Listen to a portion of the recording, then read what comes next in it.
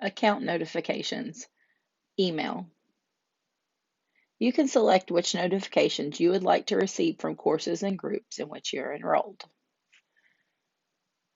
Tap the arrow next to your name at the top right side of Schoology.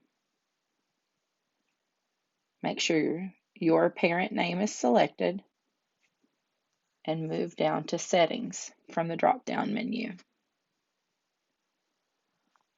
Across the top, go to the Notifications tab.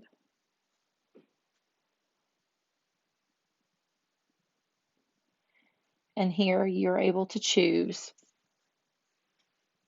which ones are set to on or off or custom.